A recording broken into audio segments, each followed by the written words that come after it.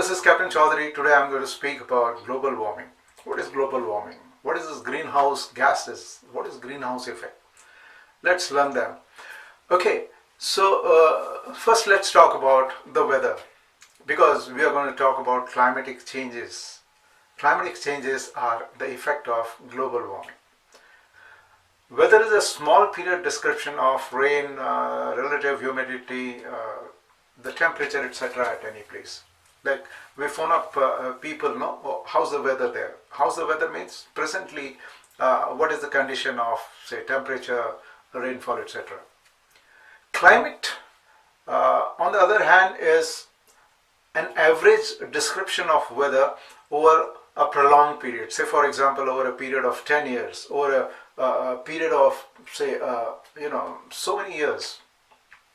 So climate, when it changes over the globe, this becomes a point of worry of scientists. So why is everyone worried about climatic changes? Let us first understand what are these greenhouse gases. Now, the Earth, the planet, is surrounded by or blanketed around by these gases like carbon dioxide, methane, water vapor, nitrous oxide, etc. Now, these gases, they are called greenhouse gases. What happens is the solar energy, when it hits the planet, gets reflected by the Earth. Now, this reflected energy is not fully allowed to go out of the atmosphere of the Earth. Part of the energy is retained or reflected back to the Earth, right? So, with this, what happens is, the Earth remains warm, reasonably warm. It's called a friendly temperature of average 15 degrees centigrade. Now, what would happen if these gases like carbon dioxide, which are called the gases giving warming effect, what would happen if these gases were not there? If these gases were not there, the entire solar energy would have got reflected back into the space, and the Earth would be something like 33 degrees centigrade more cooler. The planet would have become a cold planet. We would be at a temperature of something like minus 18 degrees centigrade. So greenhouse gases are good. Greenhouse gases are the nature's tool to preserve energy, heat, etc. on the planet, to make the life easier on the planet. So you can imagine what would happen if the greenhouse gases were absent. So greenhouse gases are not to be cursed, but we don't want concentration of greenhouse gases, unnecessary concentration of greenhouse gases, particularly, say, carbon dioxide. Now, these greenhouse gases, when they increase in concentration, what are we concerned about is the heating of the planet, the melting of glaciers, melting of the ice at Arctic and Antarctic. There was an alarming observation that since 1990, 4 trillion tons of ice has melted from Antarctica. Scientists are worried that if too much of melting takes place, we have been hearing about the ice age. So if the melting of ice takes place, then they're scared that many of the coastal areas would vanish, because the water level in the oceans and sea might increase by many meters. That means a lot of coastal areas are threatened. So all this has suddenly happened in this century or the previous century. What is the reason for that? The reason for that is attributed to Industrial Revolution. November 1988, the World Meteorological Organization and UN Environmental Program, UNEP, established the International Panel on Climate Change, that is IPCC. The IPCC probably for the first time released a report that was alarming. It says that the human activities giving out the emissions, they are concentrating the greenhouse gases to a dangerous effect. Now, this led the world scientists to seriously think about the climatic changes or the global warming.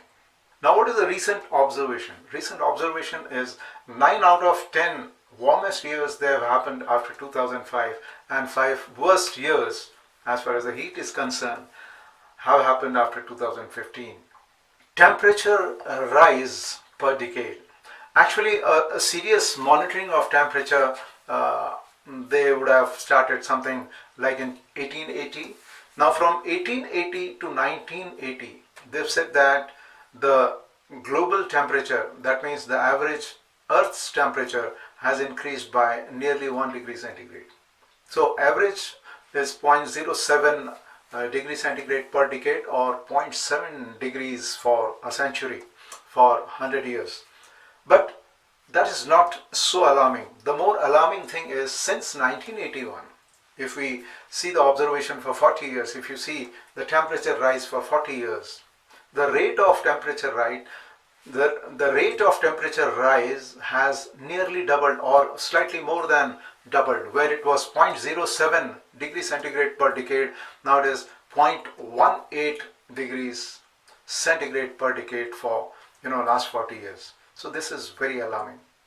So we are always referring to the temperature rise which we can hold up universally with respect to a level that is called pre-industrial level. That means before 1880, what was the temperature? So when we say we want to hold the temperature 1.5 degrees centigrade above the pre-industrial level, that means since 1880, whatever is the temperature rise, we want to curtail it to 1.5 degrees centigrade or 2 degrees centigrade. Now, scientists have given the warning that if the planet is allowed to heat like this, what may happen in about 100 or 150 years is like you're likely to have deaths which are more than 250,000 people all over the globe, and millions of people are going to land up in poverty. It's not like today you have money, you can combat the climatic changes. No, it's going to affect everybody. So everybody needs to worry. That is the reason whenever we have these conferences in respect of meetings in respect of climatic changes, there is near global representation. Most of the countries, they tend to attend these meetings. They have taken the pledge, they have decided their strategies, they discuss what are the new strategies possible, etc. But details we will discuss in my next lecture. Now let us see what are the warnings given by the scientists. The scientists say that if the global warming is allowed to continue, this is going to cause, in general, suffering to people.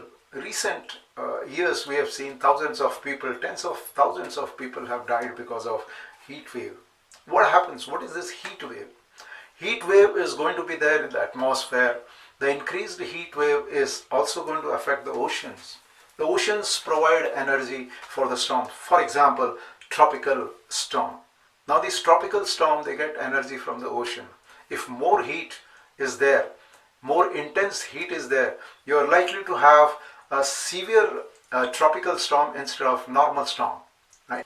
Everything is going to be very severe. For example, the droughts, they're going to be severe. The rainfall. In recent years, we are experiencing a different kind of rainfall. Those people who are about 50 or 60 years old, they would realize that about 20 years back, they didn't have the rainfall like this. Unexplained excessive rainfall. Then wildfires. The heat is going to affect somewhere or the other. Now, it's not that for the first time it is happening. In the history of, say, 8 lakh years, several times the climatic changes would have taken place, but they are because of natural reasons.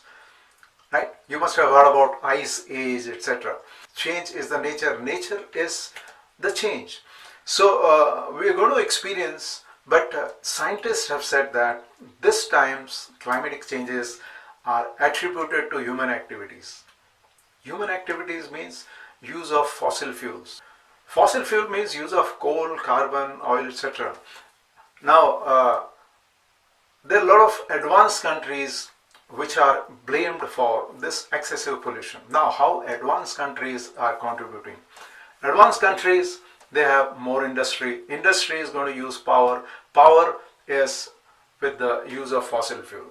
Then human activities means like if you see a developed country, they use a lot of light. They use a lot of energy for air conditioning.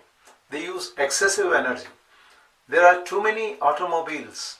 Automobiles and the consumption of electricity, use of electricities, these are the identified factors.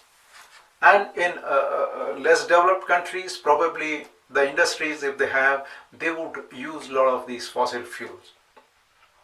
What can be done? Who are the polluters? So big polluters means they have identified some countries. In recent time, China is supposed to be the biggest polluter with 26% of total carbon getting emitted by China alone. US comes next with just 4% of the world population. The US is at second number with 13%.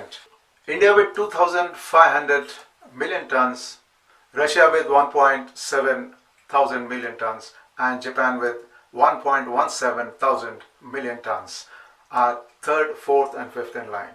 So now presently the biggest question is what can be done? What is individual's responsibility? What are the responsibilities of different countries? What are the responsibilities of different industry owners?